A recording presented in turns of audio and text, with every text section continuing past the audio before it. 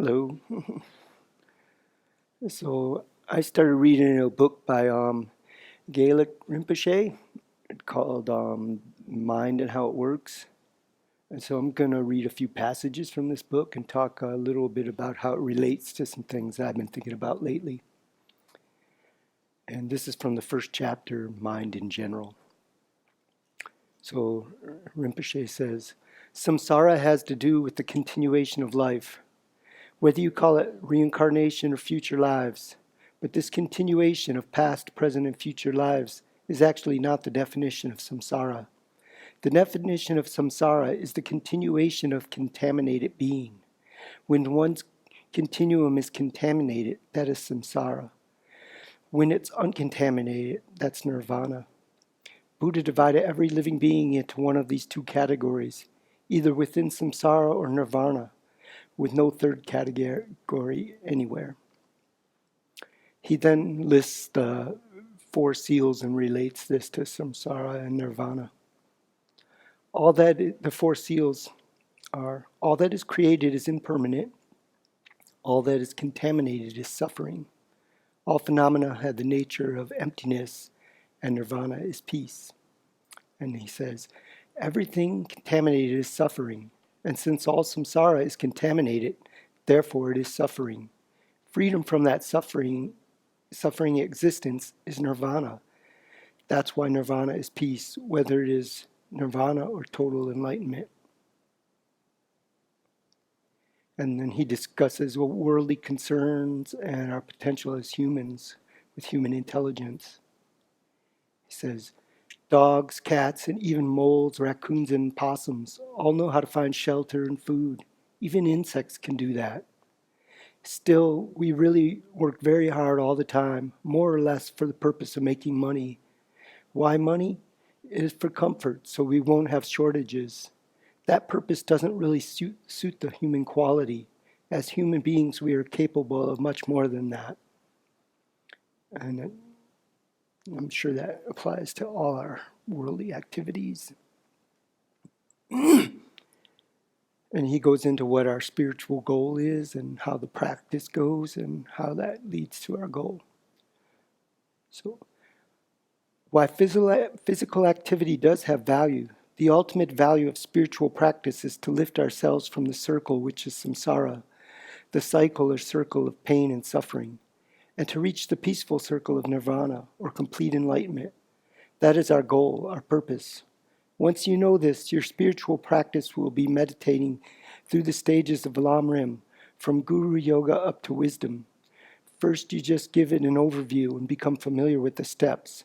Second, you go deeper and deeper at each and every point. Third, you analyze and investigate each and every point, which is more than looking deeper. Fourth, you learn and gain experience within each point, and that blocks negativity. Each one of these points is a direct opponent of negativities and that which it blocks. At the fifth level, you gain complete power over those negativities. And at the sixth level, those things become like an automatic daily chore within the individual. At the seventh, it becomes part of your life. And at last, it is you. The best spiritual practice results in becoming that way and shows you how to develop all the stages. This is how we can get freedom from samsara, how we can develop Bodhi mind, and that is the way we can become a Buddha. I just now counted 8 steps, but whether it is 7, 8, 10, whatever, this is the way it goes anywhere and everywhere in spiritual practice. The quality becomes part of the individual. So what gives me faith in Buddhist path is seeing results that come from practicing it. And I see results within myself and in others that I see practicing too. And it's not how much one memorizes or studies, or not how much one studies and understands the teachings, but it's how that understanding transforms the mind.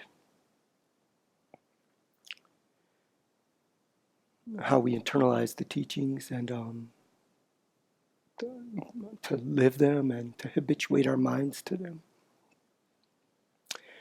And when difficulties arise and I'm able to keep calm and peaceful, to see others suffering and respond with compassion, that is the result of having practiced Buddhist path, practicing what the Buddha is teaching. Sometimes I do respond poorly, but less often than I did in the past. And for me, that is, I consider that significant progress. And I see this in other practitioners too. I see them developing and internalizing the teachings. And this gives rise to a faith of conviction, a conviction in a confidence in the validity of the teachings based on experience in seeing positive results. So Rinpoche had said, your spiritual practice will be meditating through the stages of Lam Rim from Guru Yoga up to wisdom.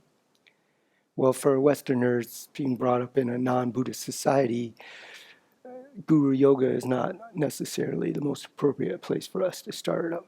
But Rinpoche also said, each one of these points is the direct opposite of negativities which it blocks.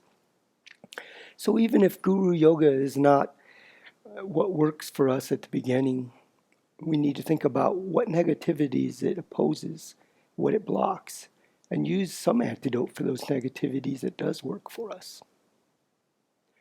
And I think that the negativities involved here, I think it has to do with our self-centered thought, self-grasping, and arrogance. We have to contemplate and understand that these things are our worst enemy. We have to see that we need to learn things that we don't know and have to be willing to let go of wrong views that we've been following.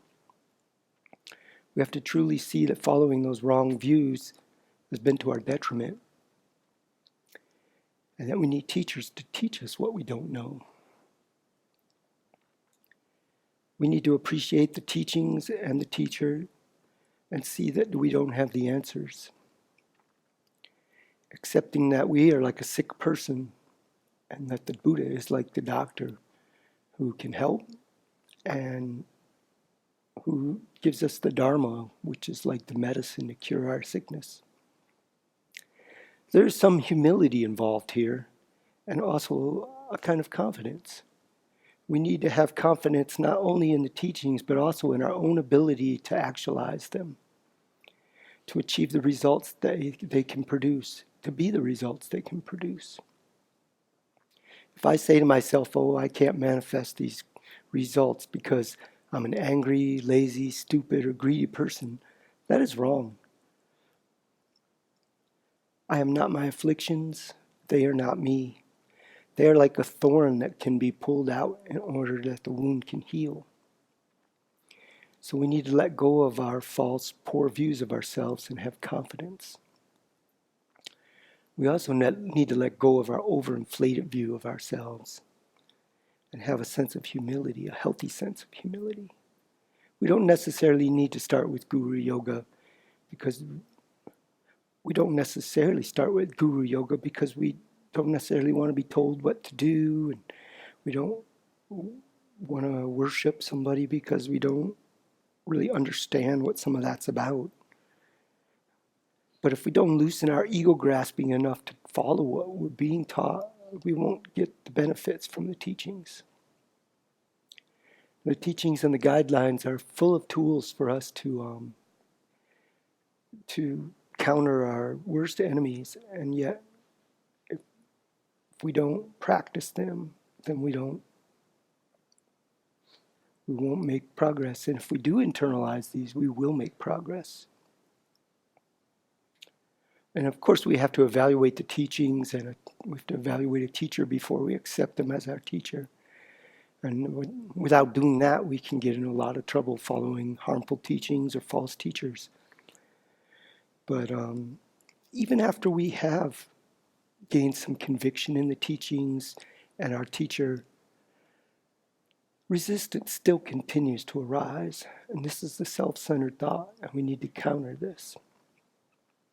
I think maybe the Lamrim starts with the greatness of the teachings and their source, how to listen to the teachings, and how to rely on a spiritual mentor, because it helps us to counter our self-centered thought.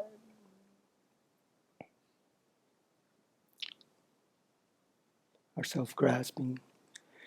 So without some look at this, we aren't able to truly immerse ourselves in the practice. We need to really look at how our self-centered thought is really getting in our way. Sometimes not getting our own way can be an opportunity to counter our self-centeredness. We can accept it with a steady mind and think, I don't have to always get my way. I can be open to others' ideas about how to do something. And this can be powerfully beneficial. If we watch our minds and apply the teachings, we will see that we are given many opportunities each day to practice and transform our minds. We are not static. We can become Buddhas if we let go of our poor quality view of ourselves and stop clinging to harmful habits and our afflictions as if they were an I, a me.